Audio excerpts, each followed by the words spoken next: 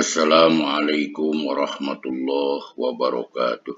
Waalaikumsalam warahmatullahi wabarakatuh. Wa nasta'inuhu wa nastaghfiruh wa na'udzu billahi min syururi anfusina wa min sayyiati a'malina. May yahdihillahu fala mudhillalah wa may yudlilhu fala hadiyalah. Asyhadu an la ilaha illallah wahdahu la syarikalah wa asyhadu anna sayyidana wa nabiyyana Muhammadan abduhu wa rasuluh. Ayyuhal hadirun ittaqullaha haqqa tuqatih wa la tamutunna illa wa antum muslimun. A'udzu billahi minasy syaithanir rajim. Yarfa'illahu alladhina amanu minkum walladhina utul ilma darajat.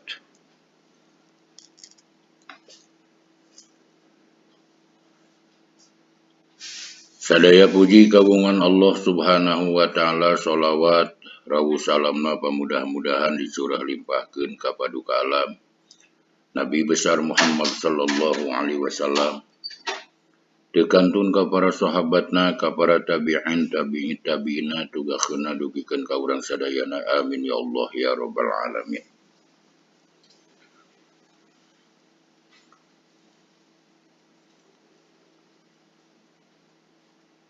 Kaum muslimin wal muslimat anu mulia, insyaallah dina ieu kesempatan urang ngalajengkeun hanca diajar ngalogat, diajar ngamaknaan kitab Mukhtarul Hadis. Kararasan ayeuna hadis anu ka-16 mangga tinggal kitabna. Bismillahirrahmanirrahim. Ida azamat, di mana ngagungkeun saha ummati umat kaula ad-dunya kana dunya, nuzi'at dicabut, minha di eta umat, naon haibatul islami kahebatanana Islam, wa ida tarokat, sareng di mana-mana ninggalkeun ieu umat al-amro kana marentah bil ma'rufi kana kahadean, wan nahya jeung kana nyegah,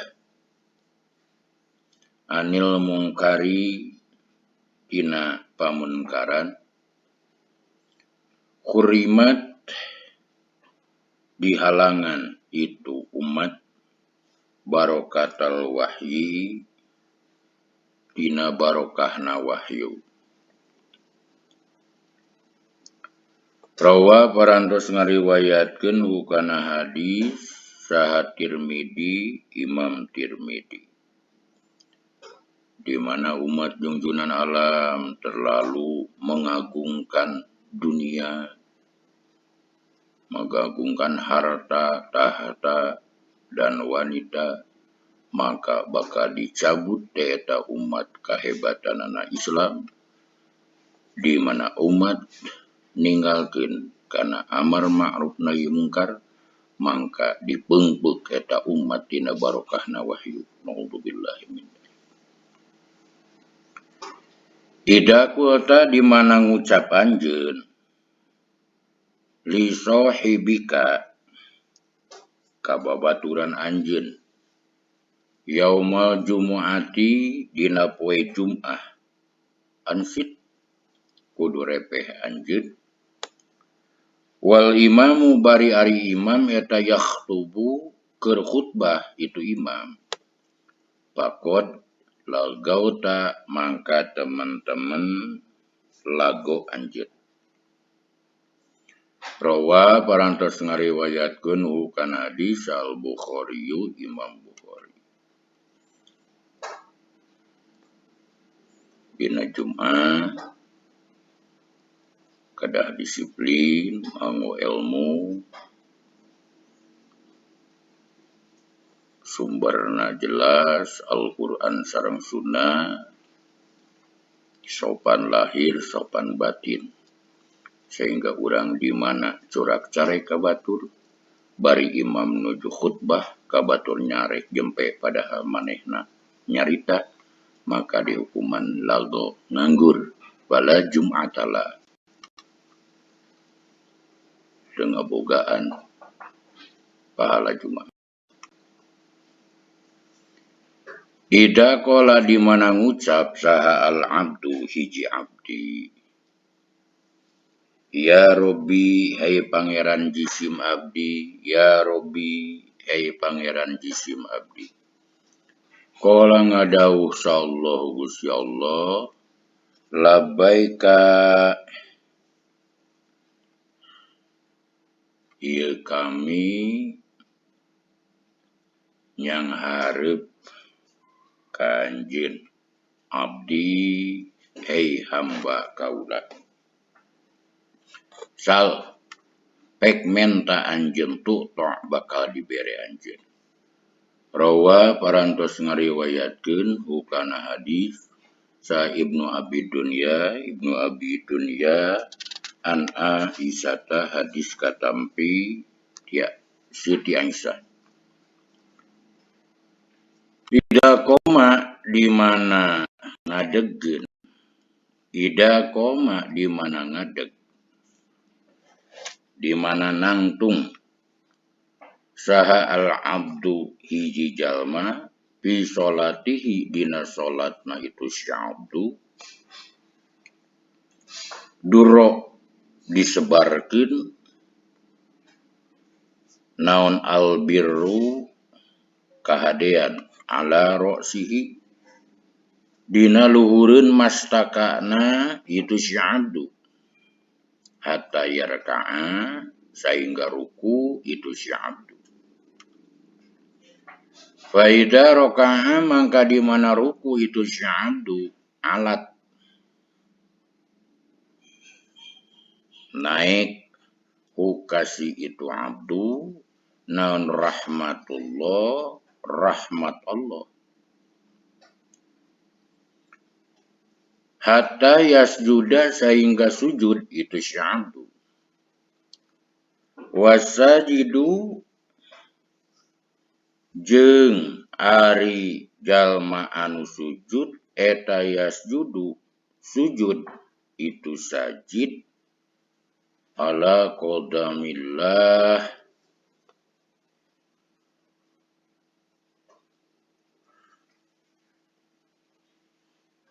di hadapan Allah.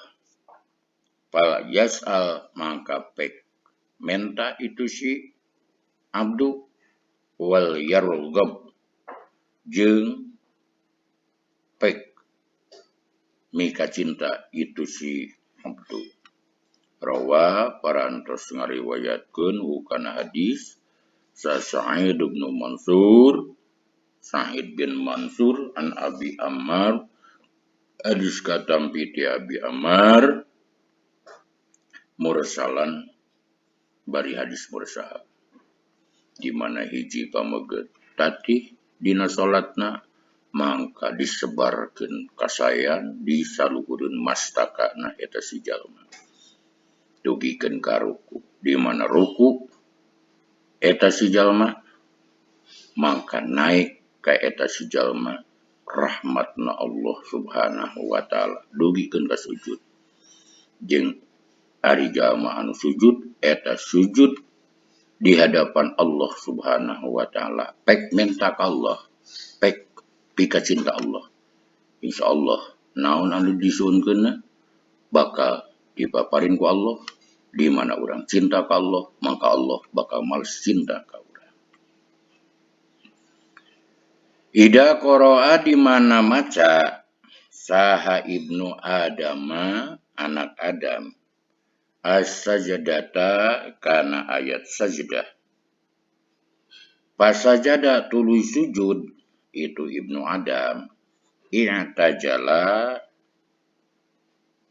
nyingkah syaha asyaitonu bebengok setan yabki bari cerik itu setan yakulu nyarita itu setan ya wailah duh kacilakaan umiro parantos diparentah saha Ibnu Adam bisujudi karena sujud pasajada tuluy sujud itu Ibnu Adam falahu mangka eta tetepikeun itu Ibnu Adam al jannatu al sorga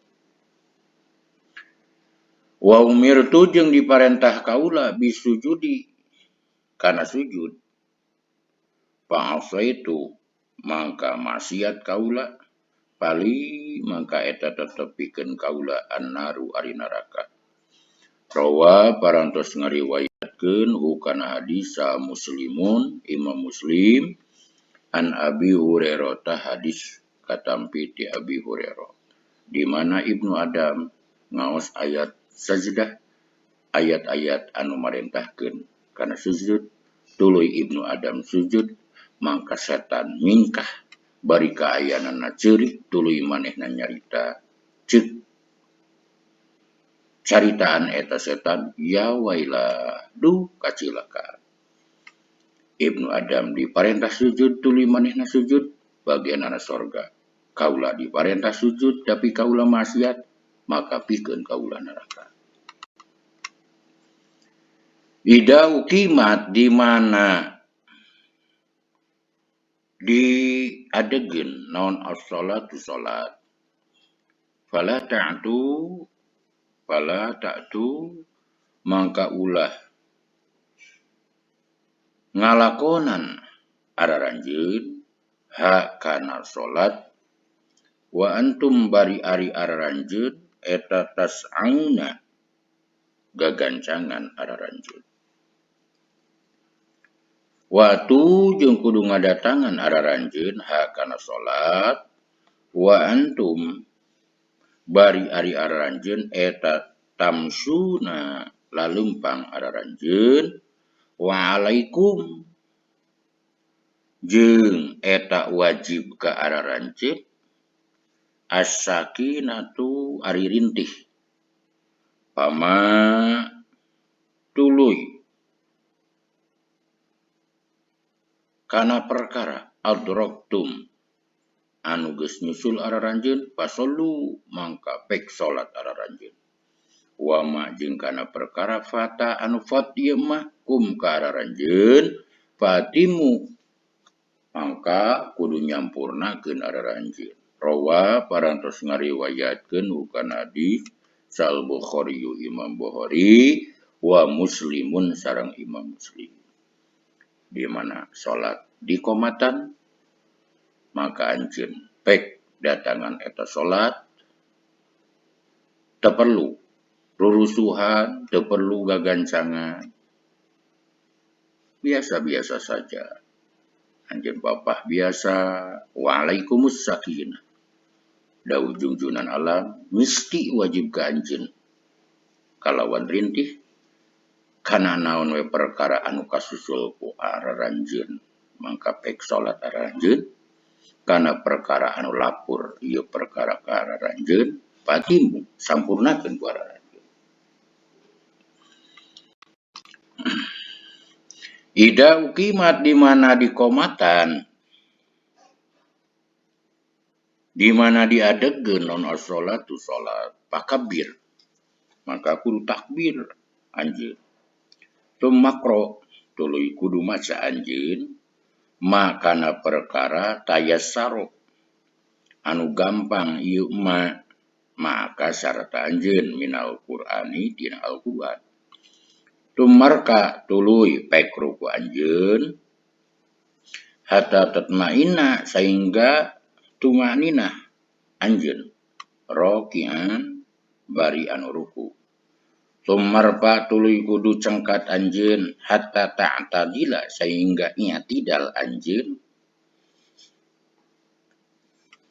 Ko iman bari anu ngadeg. Tumasjud tuluy pek sujud anjeun hatta tatma'inna sehingga tumaknina anjeun. Sajidan bari anu sujud.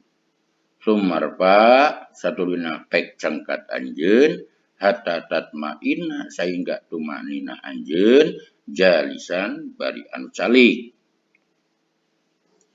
Tumasjud tuluy pek sujud anjeun hatta tatma'inna sehingga tumaknina anjeun sajidan bari anu sujud.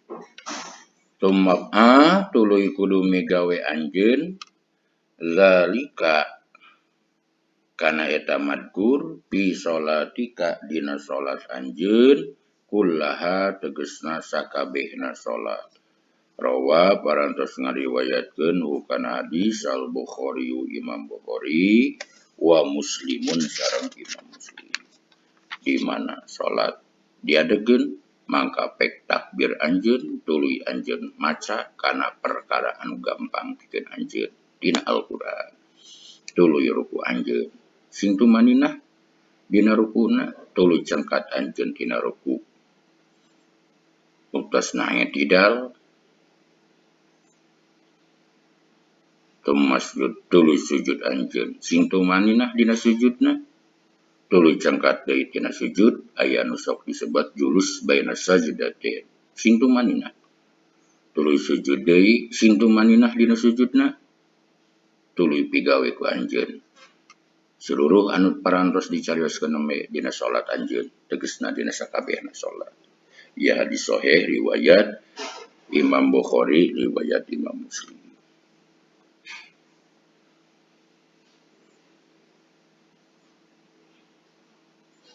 Ida kuriba di mana dideketkeun ila ahadikum ka salah sahiji araranjeun non tu'amuhu kadaharanana itu syahad wa fi rijlaihi sareng eta tetep dina dua sampeana itu syahad na'lani ari dua sendal. Palyanji mangka kudu nyabut wae itu syahad na'laihi kana dua sendalna itu syahad. Fa innahu mangka sanyanyana itu naj'u na'le eta arwahu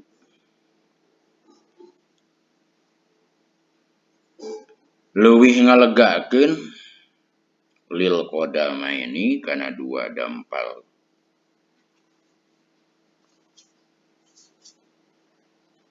sampean wa huwa ari itu aturan eta minas sunnati tina sunnahna Rasulullah sallallahu alaihi wasallam. Rawa parantos ngariwayatkeun hukana hadis Abu Ya'la Imam Abu Ya'la an Anasin hadis katampi ti Anas. Jadi disunatkeun di mana orang barang tuang samantawis urang masih keneh nganggo dua sendal atau napi dua nganggo sapatu maka cabut heula sendalna cabut heula sapatuna eta kalebet direng-rengan sunnah Rasulullah sallallahu alaihi wasallam. Ida kasurat di mana loba naun dunubul abdi pirang-pirang dosa na hiji jalma palam yakun mangka teges aya eta lahu pikeun itu si abdi minal amali tina amal naon ma perkara yukafiru anu ngiparatan ieu maha kana eta dunub ibdala muji Allah hu ka itu si abdi bil huzni kalawan kaprihatinan kalawan kana langsaan liyukafiru supaya ngiparatan Allah ha kana eta dunub anhu itu si abdi. Rawa parantos ngariwayatkeun hukana hadis saha Ahmadu Imam Ahmad an Aisyata hadis katampi ti Siti Aisyah di mana jelema geus muncak kasalahanana geus pinuh pirang-pirang dosana direng-rengan amanah teu aya anu bisa ngiparatan kana pirang-pirang dosana mangka biasana Allah nguji ka eta si jalma ku kaprihatinan ku kanalangsaan lamun eta jalma sabar insyaallah eta ujian cobaan ti Allah bakal bisa ngiparatan kana pirang-pirang dosana eta si jalma. Ida kana di mana aya naon akhiru zamani akhir zaman kana aya naon qiwamu dinin nas harga agama na manusia wa dunyahum jeung dunyana itu nas eta abdarohimu pirang-pirang dirham wadana niru sarang pirang-pirang dinar. Rawa parantos ngariwayatkeun hukana hadis sa Tobroni Imam Tobroni. Di akhir zaman jalma umumna bakal terlalu mencintai dunia, bakal terlalu mendewa-dewa dunia.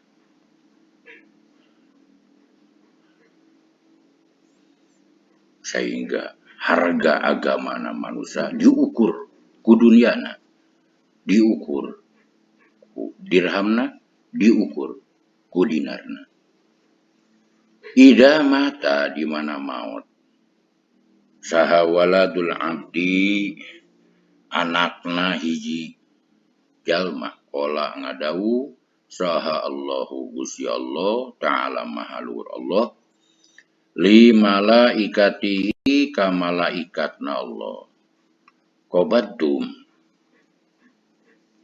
geus nyabut nyawa araranjeun walada abdi ka anak hamba kaula payaquluna mangka nyararita itu malaikat naam sumuhun payaqulu mangka ngadawuh Allah qabaddum geus nyabut nyawa araranjeun samrota fuadihi kana buah hatena itu si abdi payaquluna mangka nyararios itu malaikat naam sumuhun ya Rob payaqulu mangka dadawuh Allah mada kana naon qala geus nyarios saha abdi hamba kaula payaquluna mangka nyararios itu malaikat hamida parantos muji itu abdu ka Gusti wastarja'a sareng parantos ngucapkeun inna lillahi wa inna ilaihi raji'un itu si abdu payaqulu mangka ngadawuh saha Allah taala Gusti Allah taala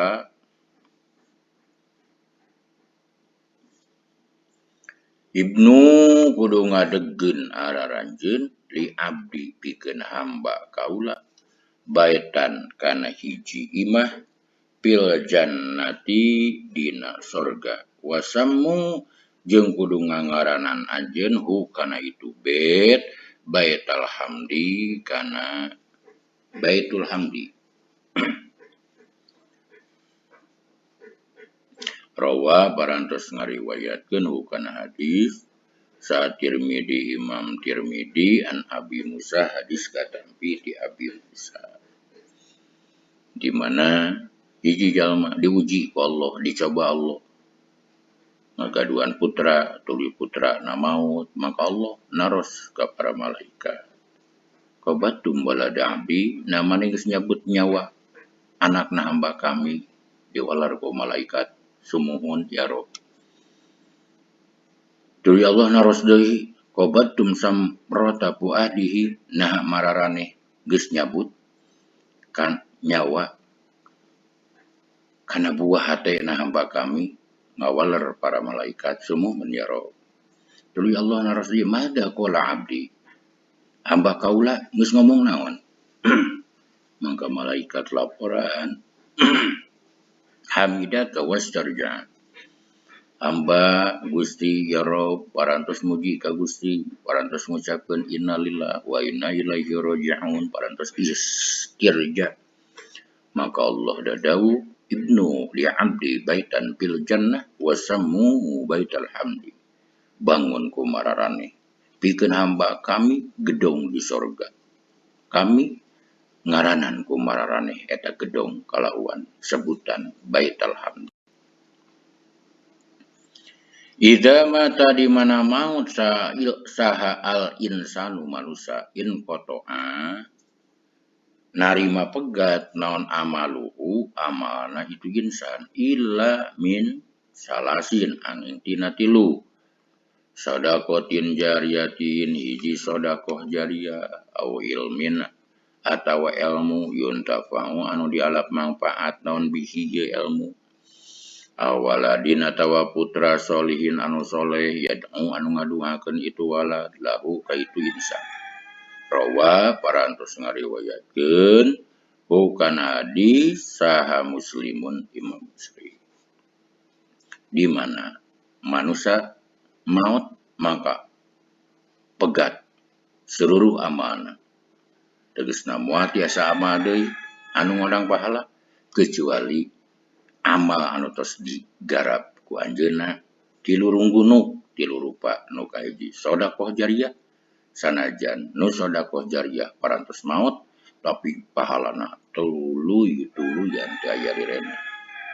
Nu kadua amalna hiji abdi amalna hiji jalmi anu sanajan eta jalma parantos maut tetep pahalana tuluy teu aya rirena nyaeta jalmi anu ngagaduhan ilmu anu dialap manfaat eta ilmu. Nu katilu jalmi anu ngagaduhan putra putri anu saloleh anu soleha anu terasan ngaduakeun kanu janten ibu ramana.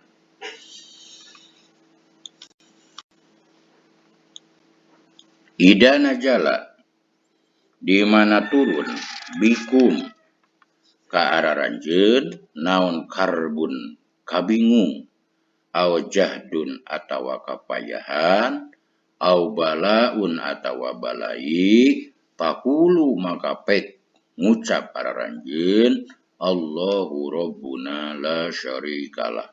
Allahu ari Allah eta Rabbuna pangeran abdi sadaya la syarika teu aya anu ngarencangan eta lahu ka Allah. Rawa parantos ngariwayatkeun hukana hadis al Baihaqi Imam Baihaqi an Ibni Abbas hadis katampi ti Ibnu Abbas di mana dongkap ka urang kabingung kapayahan kasusahan dongkap ka urang balai maka ucapkeun ku urang Allahu Rabbuna la syarika. Ida nadhara di mana ningali saha ahadukum salah sahiji araranjeun ilaman ka jalma pudila anu diunggulkeun saha alaihi ieu si man pil mali dina hartana wal khalqi jeung dedeg pangadegna payandur mangka kudu ningali wae itu si ahad ilaman ka jalma huwa ari itu si jalma eta asfalu leuwih handap itu si man eta asfalu leuwih handap minhu tinimang itu si man putila. Rawa parantos ngariwayatkeun hukana hadis sa Syekhani Imam Bukhari Muslim an Abi Hurairah hadis katampi ti Abi Hurairah di mana urang ningali ka ieu jalma anu dileuwihkeun ku Allah dina dedeg pangadegna dina rupana dina kasepna dileuwihkeun ku Allah dina harta duniana maka urang kedah ngareret ka jalma anu leuwih handap tinimang urang. Hadis riwayat Bukhari Muslim. Nah maki kitu supados urang bisa syukur. Idama di mana neja saha ahadukum salah sahiji araranjit bil amri kana hiji urusan pal yarka maka kudu salat wa syahad rakaataini kana 2 rakaat min gairil paridoti kalayawan lianti salat fardu. Sumal yakul satulina kudu ngucap itu syahad Allahumma nun gusti ini saestuna jisim abdi eta astakhiru istihoroh jisim abdi ka gusti biilmika kalawan ilmu gusti wa astakdiru sareng nyuhunkeun kakuatan jisim abdi ka gusti bikudratika kalawan kakawasaan gusti wa asalu sareng nyuhunkeun jisim abdi ka gusti min fadlika tina karunia gusti al-azimi anu agung fa innaka mangkasanya nyana gusti eta takdiru kawasa gusti wala aqdiru sareng teu kawasa jisim abdi wa ta'lamu sareng uninga gusti wala a'lamu sareng teu uninga jisim abdi wa anta sareng ari gusti wa anta bari ari gusti eta allamul ghuyub dat anu uninga kanu pirang-pirang gaib. Allahumma nun gusti in kunta lamun kabuktosan gusti eta ta'lam uninga gusti anna hadal amro sanyanyana urusan eta khairun leuwih alus lipikeun abdi pidini dina agama abdi wa ma'asyi jeung kahirupan jisim abdi wa akibati amri jeung akibat urusan jisim abdi fakdur mugi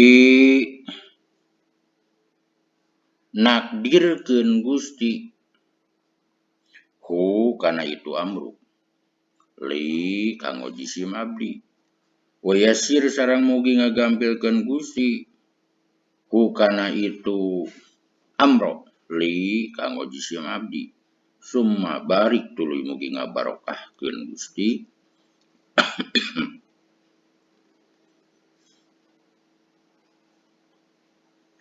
li ka jisim abdi bihi dina itu amro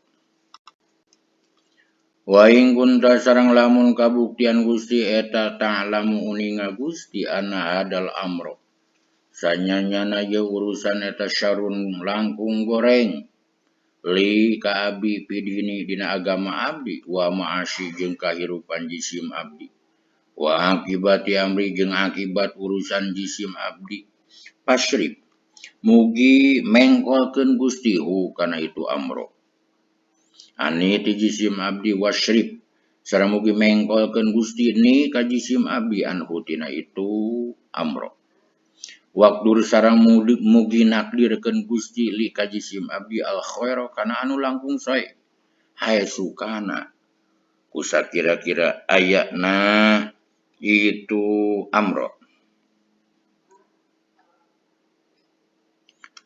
Sumarodi satrasna mugi ngaridoan gusti ni ka jisim abdi bihi kana itu amro pola parantos ngadawuh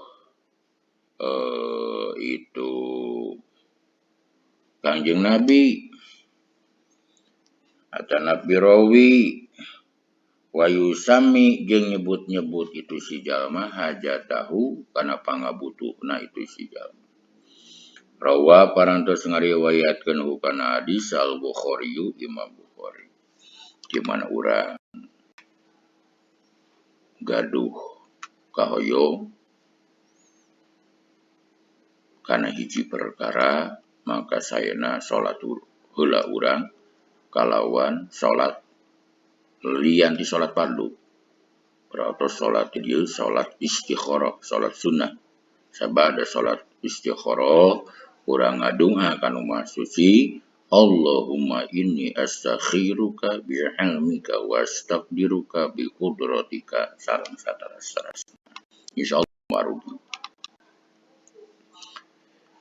Ida wudiat di mana disimpan saha al janazatu mayit janazah.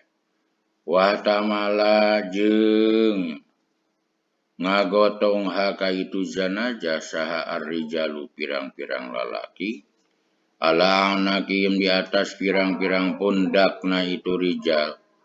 Fa in kanat mangka lamun aya itu zanajah eta solihatan anu soleh qalat nyarios itu zanajah qadimu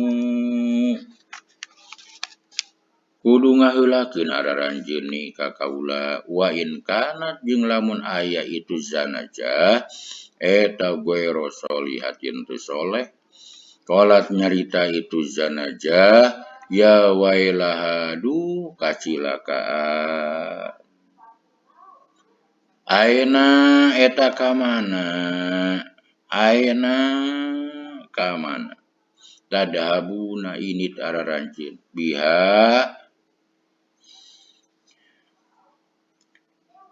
kalawan mawa itu zanajah yasma'u ngadangu sawataha kana sorana itu zanajah naon kullu syai'in sakabeh perkara illal insana angin manusia.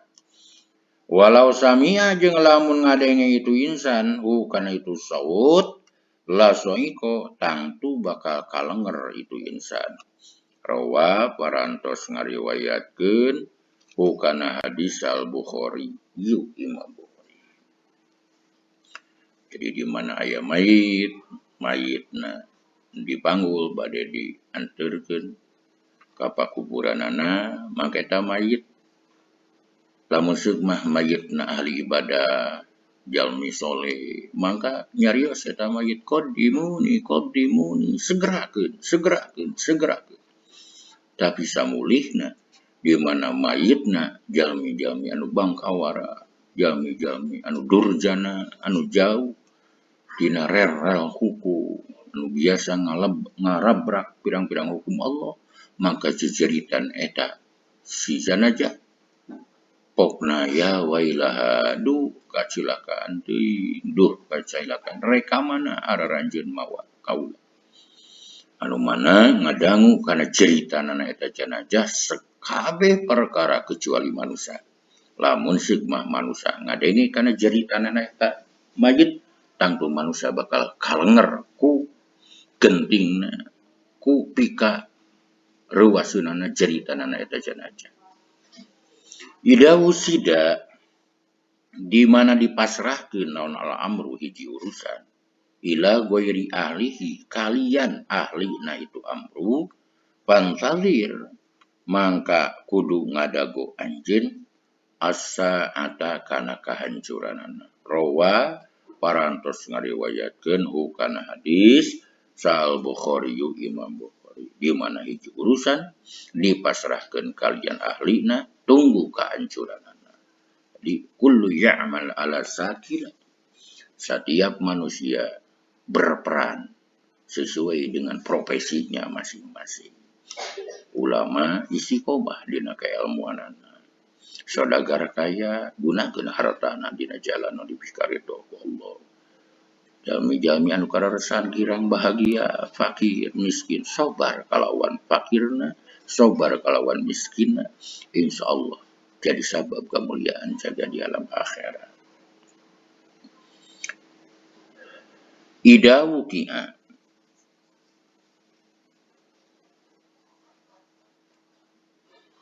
di mana dihinakeun sahapir rojuli hiji lalaki wa anta bari ari anjeun eta pimalain dina sampalan pakun mangka kudu kabuktian anjeun lirrojuli kalalaki eta nasiron anu nulungan walil kaumi jeung ka kaum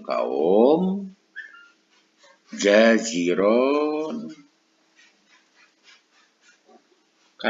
kana anu nyengker wakum jeung kudu cicing anjeun anhum dideukeutkeun itu kaum rawa parantos ngariwayatkeun hukana hadis sa Ibnu Abi Dunya pidamil gibati dina nyasadna masalah ngupat an Anasin hadis katampi ti Anas.